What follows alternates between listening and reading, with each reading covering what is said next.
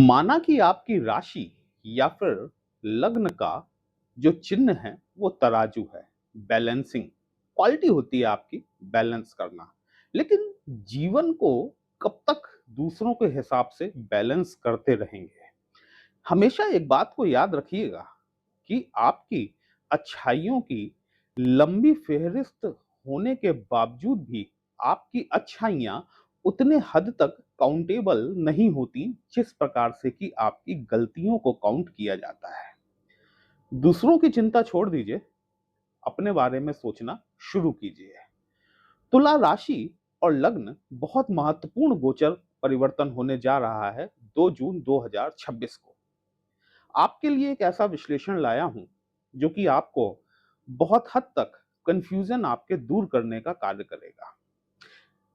2 जून 2026 को गुरुदेव बृहस्पति अपना राशि परिवर्तन करने जा रहे हैं और 12 साल बाद ये अपनी उच्च की राशि कर्क राशि में गोचर करना शुरू करेंगे। हमारे तुला राशि और लग्न के जातकों के जीवन पर इस गोचर का क्या प्रभाव पड़ेगा, वही हम लोग आज डिस्कस करने वाले हैं। नमस्कार दोस्तों, कैसे हैं आप सभी? मैं आपका ज्योतिष मित्र श्लोक वर्मा आपके अपने चैनल श्री हनुमंत कृपा में आपका हार्दिक स्वागत करता हूं, अभिनंदन करता हूं। साथ ही अपने बड़े भैया श्री हनुमान जी से करवद्य निवेदन करता हूं कि अपने हनुमत कृपा परिवार के सभी सदस्यों को, नए जुड़ने वाले सभी सदस्यों को सुख समृद्धि प्रदान करें, उन्हें उनके कार्यों में आशातीत सफलता प्रदान करें। दोस्तों, मेरे पीछे ये जो 7 का लिखा हुआ अंक आप देख रहे हैं, बहुत महत्वपूर्ण हो जाता है। ये बताता है कि या तो आपकी लग्न तुला है या फिर आपकी राशि तुला है। जैसा मैंने शुरुआत में कहा कि तराजू, वेइंग स्केल मशीन, ये आपका लग्न और राशि का प्रतीक चिन्ह है। जीवन को बैलेंसिंग करने का काम इनसे ज्यादा अच्छा और शायद कोई नहीं जानता। लेकिन ऐसा क्या होता है कि तुला राशि और लग्न वाले ज्यादातर परेशान देखे जाते हैं, क्योंकि ये अपना जीवन हर किसी को संतुष्ट करने के हिसाब से चलते हैं। पड़ले बराबर रखना चाहते हैं और वर्तमान परिस्थितियों में पड़लों का बैलेंस, मतलब तराजू की बैलेंसिंग कर पाना बहुत मुश्किल बात है। और इस चक्कर में कुल मिलाकर ये अपनी मानसिक शांति कहीं ना कहीं खोते चले जाते हैं। बृहस्पति के बारे में आप सभी ने सुना होगा कि बृहस्पति देव बहुत बढ़िया प्लैनेट है। अनफॉर्चुनेटली तुला लग्न की पत्रिका में बृहस्पति की स्थिति कोई विशेष अच्छी नहीं होती, क्योंकि बृहस्पति देव जो हैं वो आपकी पत्रिका में तीसरे भाव के स्वामी होते हैं, जो कि उपचय भावों की श्रेणी में आता है। वहीं बृहस्पति देव जो है वो आपके 6वें घर के स्वामी भी होते हैं। मतलब दोनों ही भाव यदि देखा जाए तो कुल मिलाकर कहीं ना कहीं दोनों ही हाउस आपके लिए प्रॉब्लमैटिक होते हैं। आप सोचते होंगे कि ये बहुत सारे एस्ट्रोलॉजर बताते हैं कि बृहस्पति का फलाने घर में गोचर होगा तो आपको ये लाभ देखने को मिलेगा, यहाँ पर ये चीजें बढ़ जाएंगी, लेकिन उसके बावजूद भी ऐसा क्यों नहीं होता? आपने सभी के मुंह से इस बात को निश्चित तौर पर सुना होगा कि जुपिटर की जो एस्पेक्ट्स हैं, जो दृष्टियां हैं, उन दृष्टियों में एक्सपेंशन है, विस्तार है। तो जब वही लोग बाग ये कहते हैं कि जब फलाने घर पर दृष्टि पड़ेगी जुपिटर की तो यहां से आपको ये सारी चीजें मिलेंगी, धन मिलेगा, पैसा मिलेगा, वैभव मिलेगा। जुपिटर के पास में 3 दृष्टियां होती हैं, 5वीं, 7वीं और 9वीं दृष्टि। बहुत महत्वपूर्ण विश्लेषण है, वीडियो अंत तक अवश्य देखिएगा। कहीं भी अच्छा लगता है कमेंट बॉक्स में जय श्री राम लिखेंगे, आपको भी अच्छा लगेगा, हमें भी अच्छा लगेगा आपके लिए इस तरह से विश्लेषण लेकर आने के लिए। जुपिटर की दृष्टि अगर गलत भाव पर पड़ रही है तो वही लोग ये कैसे भूल जाते हैं कि वो दृष्टि उस गलत भाव के गलत परिणामों में प्रभाव नहीं डालेगी या फिर उनके गलत परिणामों में इजाफा नहीं लाएगी, बढ़ोतरी नहीं करेगी। आप 2 दृष्टियों में तो बहुत अच्छी अच्छी बातें बता देते हैं और तीसरी दृष्टि यदि वो गलत भाव पर पड़ रही है तो आप कह देते हैं कि यहां पर इन चीजों में आपको कमी देखने के लिए मिलेगी, लेकिन ऐसा होता नहीं। गुरु बृहस्पति बहुत महत्वपूर्ण परिवर्तन है, क्योंकि 12 साल बाद होने जा रहा है और अपने उच्चत्व की तरफ गुरु बृहस्पति बढ़ रहे हैं। आज की तारीख में गुरु की डिग्री 24 डिग्री हो चुकी है और 2 जून को ये अपना राशि मतलब 1 जून की रात में ये अपना राशि परिवर्तन करेंगे। 2 जून को जब आप सुबह सोकर उठेंगे तो बृहस्पति आपको दशम भाव में गोचर करते हुए मिलेंगे। आपकी पत्रिका के दशम भाव में चंद्रमा की राशि कर्क राशि अर्थात कैंसर साइन फॉल करता है।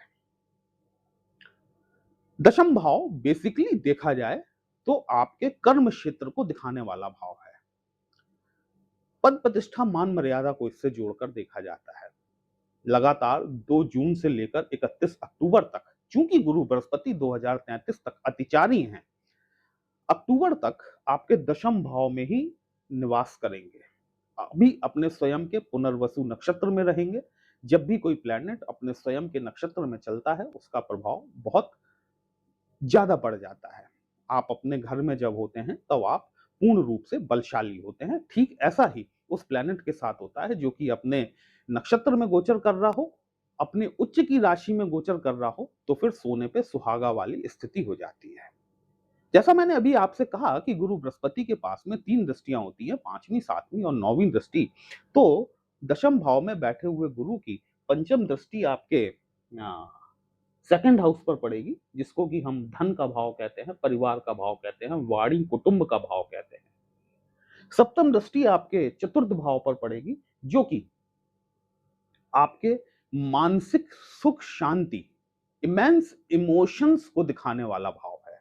और 9वीं दृष्टि आपके 6वें घर पर पड़ेगी, जिसको कि हम रोग, ऋण और शत्रुओं के नाम से जानते हैं।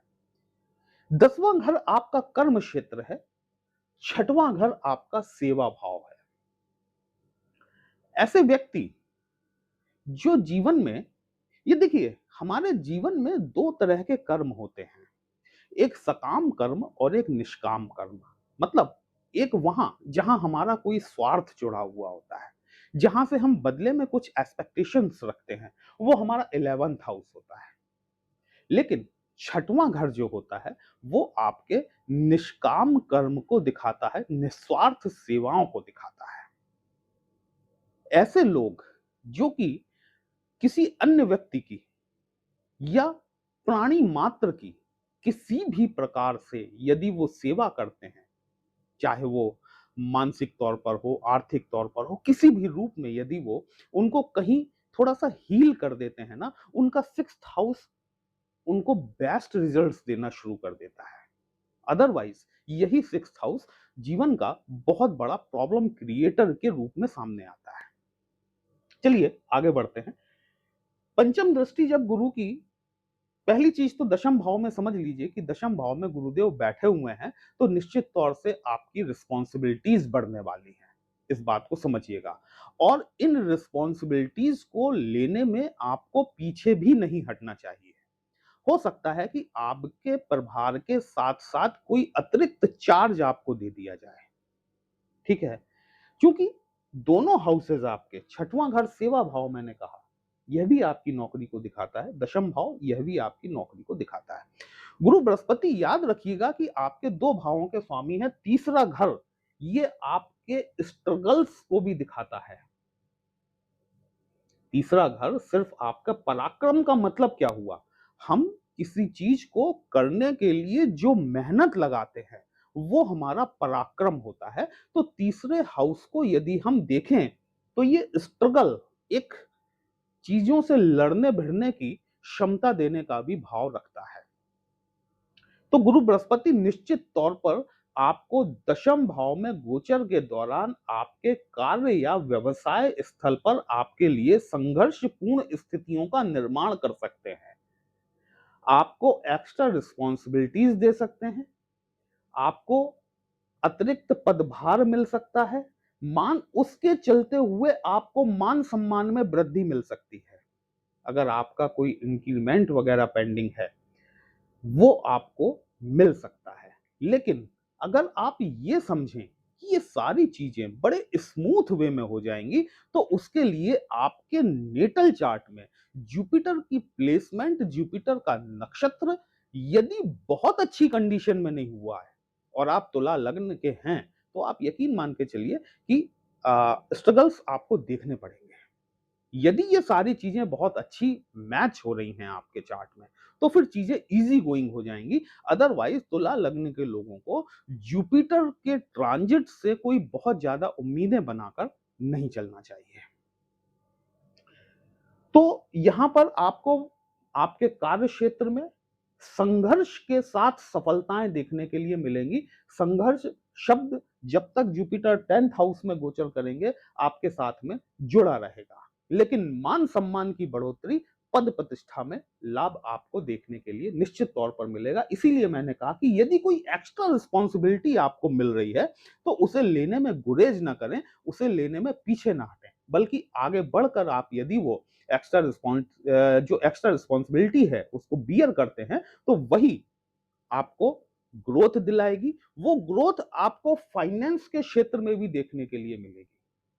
सेकंड हाउस आपकी एक्यूमुलेटेड वेल्थ को दिखाता है। जब यहां पे 10th हाउस में आपको ग्रोथ होगी तो ऑब्वियसली सेकंड हाउस में पैसे का फ्लो बढ़ेगा।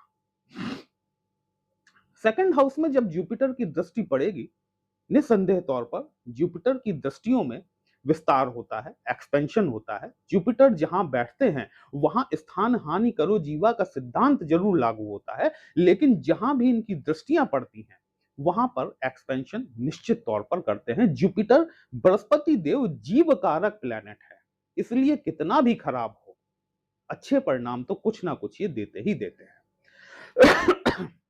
आपके परिवार में किसी प्रकार की वृद्धि होने की संभावनाएं यहां पर दिखाई देती हैं, या तो किसी विवाह संस्कार के द्वारा हो या फिर किसी जन्म संस्कार के द्वारा। फैमिली में एक अटैचमेंट बढ़ेगा आपका, वाक चातुर्य बढ़ेगा आपका, वाणी में मिठास आएगी, साथ ही साथ आपकी एक्यूमुलेटेड वेल्थ कहीं ना कहीं से बढ़ती हुई आपको महसूस होगी। जुपिटर की 7वीं दृष्टि चूंकि आपके चतुर्थ भाव पर पड़ रही है, मैंने कहा कि इमेंस इमोशंस का भाव है, हमारी संपूर्ण भावनाएं। चौथा घर इसीलिए बहुत अच्छा माना जाता है ना। कोई नया भूमि भवन, ये सब मटेरियलिस्टिक बातें हैं जो मैं कर रहा हूं आपसे, कि ये भूमि भवन वाहन का सुख, ये सारी चीजें, बेसिक जो सुख है वो हमारा मानसिक सुख है। यदि हमारे पास में हम मेंटली सेटिस्फाइड हैं, मानसिक तौर पर यदि हम संतुष्ट हैं, तो बाकी मटेरियलिस्टिक चीजें हमारे पास में हो या ना हो उससे हमें कोई फर्क नहीं पड़ता। लेकिन यदि आप मटेरियलिस्टिक हैं, मटेरियलिस्टिक चीजों में आपका अप्रोच है, आप गेन करना चाहते हैं, ऑब्वियसली हर कोई गेन करना चाहता है, तो जुपिटर का ट्रांजिट 4th हाउस में आपको कोई वाहन, यदि कोई प्रॉपर्टी आप परचेज करना चाह रहे हैं, परचेज करा सकता है। निश्चित तौर पर माता के सुखों में आपको वृद्धि देखने के लिए मिल सकती है, डेफिनेटली। अब हम आते हैं इस वीडियो के सबसे इंपॉर्टेंट पार्ट पर, जहां पर कि दूसरे लोग कुछ दूसरी भाषा बोल जाते हैं। जब मैं आपसे कह रहा हूं कि जुपिटर की दृष्टियों में विस्तार है, तो जुपिटर की 9th एस्पेक्ट जब आपके 6th हाउस पर पड़ेगी, जिसको कि हम रोग, ऋण और शत्रुओं के भाव को देखकर जोड़ते हैं, कहीं ना कहीं कोई दबा हुआ पुराना रोग उभरकर सामने आ सकता है। कार्य स्थल पर चूंकि जुपिटर का ट्रांजिट हो रहा है, 6वां घर सेवा का है, ये भी आपके व्यवसाय नौकरी को दिखाता है। कार्य स्थल पर प्रतिद्वंदिता की स्थितियां बढ़ सकती हैं, दुबे छुपे हुए शत्रु निकलकर आपके सामने आ सकते हैं। इसीलिए मैंने कहा कि यहां पर संघर्षपूर्ण परिस्थितियों के साथ आपको लाभ मिलेगा। तो जो आप अभी तक हो सकता है कि किसी व्यक्ति को अपना बहुत करीबी नजदीकी मित्र मान रहे हो, ये जुपिटर राहु और सैटर्न के साथ में एक क्वालिटी होती है कि ये चीजों को विस्तार करके निकाल कर सामने ले आते हैं आपके। हमारे दबे छुपी हुई चीजें, चाहे वो हमारे रोग हो, चाहे वो हमारे शत्रु हो, वो ज्यादा घातक होते हैं। जब वो चीज डिस्क्लोज हो जाती है, तब हम उसका उपचार कर पाते हैं, उसका शमन कर पाते हैं। इसीलिए मैं कह रहा हूं कि कोई ऐसा रोग जो आपके शरीर में है, आपको अभी पता नहीं है, सडन 2 जून के बाद आपको ऐसी संभावनाएं दिखती हैं। चूंकि जुपिटर की दृष्टि आपके 6वें घर पर है, वो रोग उभर कर सामने आ जाएगा और आप उसका उपचार करा पाने में सक्षम होंगे। ठीक वैसे ही आपके जो शत्रु हैं, जो कि दबे छुपे थे अभी तक, आपके सामने आपके जैसी बात कर रहे थे, लेकिन पीठ पीछे आपकी पीठ में छुरा भोंकने का काम कर रहे थे, ऐसे लोग आपके सामने उजागर हो सकते हैं। कर्ज लेने की स्थितियों का निर्माण होगा। जब तक जुपिटर आपके 10th हाउस में बैठे हुए हैं और 9th एस्पेक्ट से आपके 6th हाउस को देख रहे हैं, क्योंकि जुपिटर आपके कर्म भाव में है। यदि व्यवसायिक दृष्टिकोण से आप कोई कर्ज लेना चाह रहे हैं, अपने बिजनेस को आगे बढ़ाने के लिए, एक्सपेंड करने के लिए, यदि उस एक्सपेंशन के लिए आप कोई कर्ज लेना चाह रहे हैं, तो निश्चित तौर पर जुपिटर आपको यहां पर कर्ज दिलाने में आपकी मदद करेंगे। लेकिन विलासितापूर्ण आवश्यकता के लिए यदि आप कोई कर्ज लेना चाह रहे हैं, तो उन परिस्थितियों में मैं यहां पर थोड़ा सा आपको चेतावनी देना चाहूंगा कि विलासितापूर्ण आवश्यकताओं के लिए कर्ज थोड़े समय के लिए रोकिए, क्योंकि ये बड़े प्लेनेट आपको कर्ज दिलाने में, बड़ा कर्ज दिलाने में आपको मदद कर देते हैं। आपकी डिमांड है 5 लाख की, वो आपको 15 लाख ऑफर करवा देंगे। आदमी बड़ी खुशी-खुशी ले लेता है, लेकिन उसके रीपेमेंट में उसको प्रॉब्लम आती है। तुला लग्न वालों के साथ में एक और विशेष समस्या होती है। देखिए, आपके लग्ने शुक्र हैं, लेकिन शुक्र जो है वही आपके अष्टम भाव का स्वामी भी है। दाम्पत्य जीवन में कहीं न कहीं कुछ न कुछ विषमता बनी रहती है। अपने जीवन साथी को आप बैलेंस करने का काम करते रहते हैं। एक स्थिति तक सारी चीज़ें बहुत अच्छी होती हैं, लेकिन एक स्थिति के बाद में आखिर आप कब तक अपने आप को खपाते रहेंगे? सोचिए। वीडियो कहीं भी अच्छा लगा हो, अपने इस चैनल को लाइक, शेयर और सब्सक्राइब ज़रूर कर लीजिएगा। हमसे यदि पत्रिका का विश्लेषण कराना चाहते हैं, व्हाट्सएप नंबर थंबनेल में दिया गया है। दोस्तों, पर्सनल कंसल्टेशन पेड होता है। एक छोटी-सी फीस आपको पे करनी होती है। आपकी समस्या का उचित समाधान हमारे द्वारा करने का प्रयास ज़रूर किया जाता है। चलिए, फिर मिलते हैं, तब तक के लिए जय श्री राम।